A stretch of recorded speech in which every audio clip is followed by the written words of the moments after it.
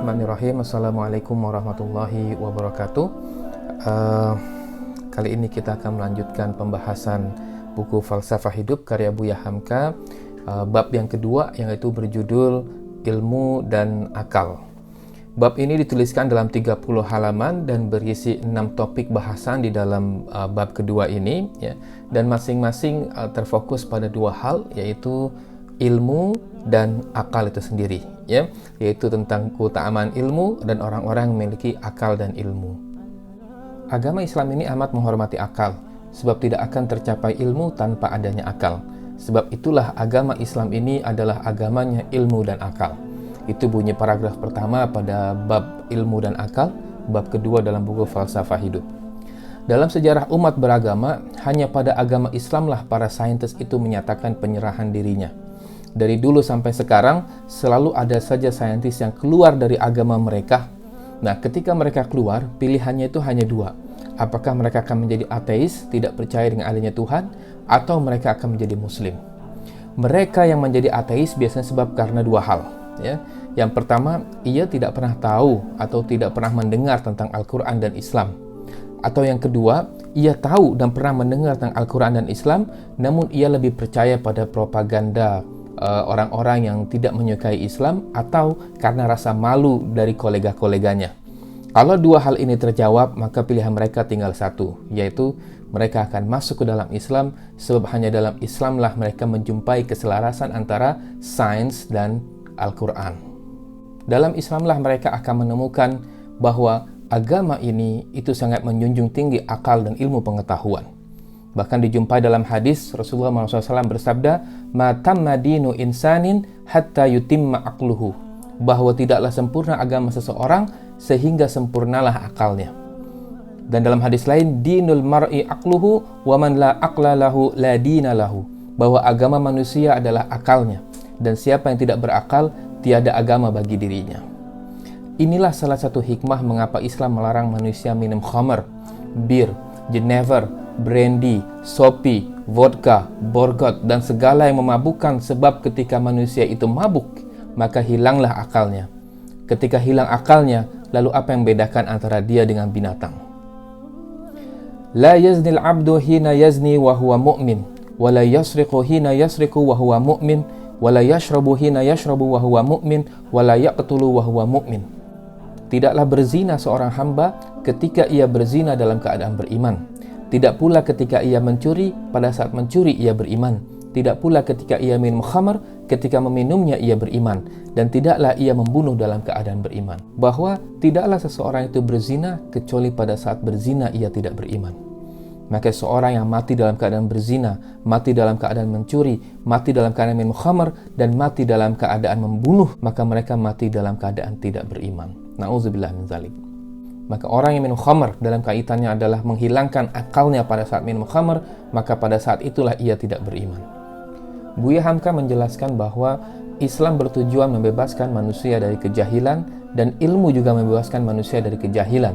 Maka dikatakanlah bahwa segala ilmu ialah agama. Namun hendaklah ilmu itu sama majunya dengan kemanusiaan. Artinya, ilmu tidak dipergunakan untuk menunjukkan kekuasaan dan melakukan penjajahan atas bangsa lain. Jangan sampai ilmunya maju namun kemanusiaan mundur. Ilmu yang merusak, yang dikendalikan oleh hawa nafsu, yang tiada berperasaan, yang menimbulkan saling benci dan membunuh, tidaklah dikehendaki dan tidak ada harganya di dalam Islam. Islam juga mengajak dan memperingatkan supaya segala masalah ilmu itu difahami, tidak semata-mata dihafalkan. Nabi SAW bersabda, "Kunu lil ilmi ru'atan, wa la takunu lahu ruwatan." Jadilah kalian orang yang memahami ilmu, dan jangan hanya menjadi orang yang merawikan ilmu. Salah satu cara untuk menambah pemahaman akan suatu ilmu adalah dengan mengamalkannya. Tanpa amal, ilmu tidak akan melekat di dalam hati dan jiwa. Begitu himbauan Buya Hamka. Seorang tukang batu yang telah 20 tahun bekerja dengan sungguh-sungguh lebih dipercaya daripada seorang anak sekolah teknik yang baru pulang membawa ijazah diplomanya. Kenapa? Karena pengalaman dan pemahaman itu lebih berharga. Man 'amila bima 'alima awrathatullahu 'ilma ma lam ya'lam. Siapa saja yang mengamalkan perkara yang diketahuinya, akan diwariskan Allah kepadanya pengetahuan pada perkara-perkara yang belum diketahuinya. Sekarang kita kembali pada bahasan tentang akal. Tujuan akal yang paling mulia adalah ma'rifatullah, yaitu mengenali Tuhan, mengenali Allah, melaksanakan perintahnya dan meninggalkan larangannya. Al-aqlu salasatu ajza'in, juz'un ma'rifatullah, wa juz'un ta'atullah, wa juz'un sabru an ma'siyatillah. Akal itu terbagi menjadi 3 bagian. Sebagian untuk mengenal Allah, sebagian untuk taat kepada Allah, dan sebagian lagi untuk bersabar dari bermaksiat kepada Allah. Namun demikian, ada satu kekuatan besar yang selalu bertempur dengan akal di dalam diri manusia. Kekuatan itu bernama hawa. Hawa biasa dihubungkan dengan nafsu, namun keduanya sebenarnya berbeda. Sebab tidak semua nafsu itu tercela. Ada nafsul mutmainnah, ada nafsul lawamah, dan ada nafsul ammarah. Dan nafsul ammarah inilah yang selalu dipertalikan dengan hawa tadi. Akal selalu menimbang baik dan buruk, lalu memilih yang baik. Sedangkan hawa lebih menyukai perkara yang enak-enak, meskipun ia sadar bahwa akhirnya akan memilukan. Kata hukama, kalau engkau ragu pada satu perkara, dengarkanlah hawa nafsumu. Jika ia suka ke sana, alamat perkara itu akan membawamu pada ending yang akan engkau sesali. Tapi kalau hawa nafsumu menolaknya, mungkin itulah yang terbaik bagimu di akhirnya nanti. Dan ini pun sesuai dengan firman Allah Subhanahu wa taala dalam Quran surat Al-Mu'minun ayat 71, A'udzubillahi minasyaitonirrajim, Bismillahirrahmanirrahim. Walawit taba'al haqqu ahwa'ahum lafasadatis samawati wal ardu wa man fihinna. Andai kata kebenaran itu menuruti hawa nafsu mereka, hawa nafsu manusia, ya, yang penuh dengan kejahilan, pasti binasalah langit dan bumi ini dan semua yang ada di dalamnya. Output daripada hawa nafsu ini adalah bentuk-bentuk kejahilan. Ya. Jahil, ya. Buta hati karena jahil lebih menderita daripada buta mata. Sebab buta hati tidak akan membawa manusia kemana-mana. Namun buta mata dapat mengangkat derajatnya di bumi dan di langit jika ia orang yang berilmu. Adakah orang buta yang berilmu? Sungguh banyak orang buta mata yang berilmu. Ya. Namun tidak ada satupun si buta hati karena kejahilannya yang dapat berilmu.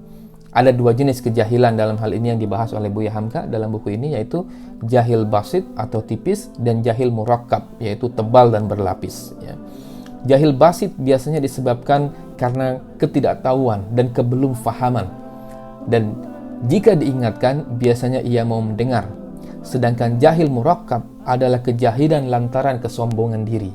Boleh jadi dia tahu sebetulnya, namun kesombongannya yang menjadikan dirinya tidak mau tahu. Penyebabnya bisa karena urusan duniawi yang dikejarnya. Kejahilan ini biasanya disebabkan karena harta, tahta, dan lain sebagainya yang sifatnya adalah sementara dan fana.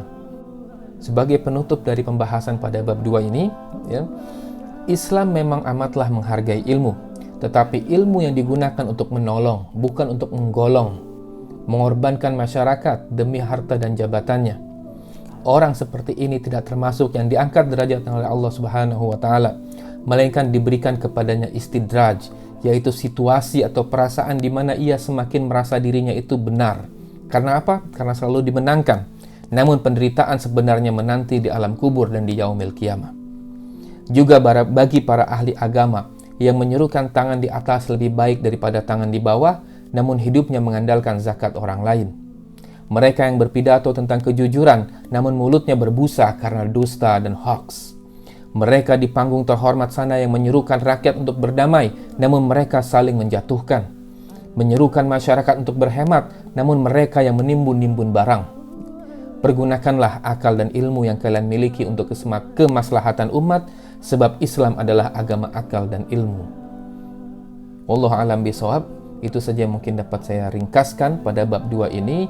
Kita akan jumpa lagi pada pembahasan di bab 3. Billahi taufik. Assalamualaikum warahmatullahi wabarakatuh.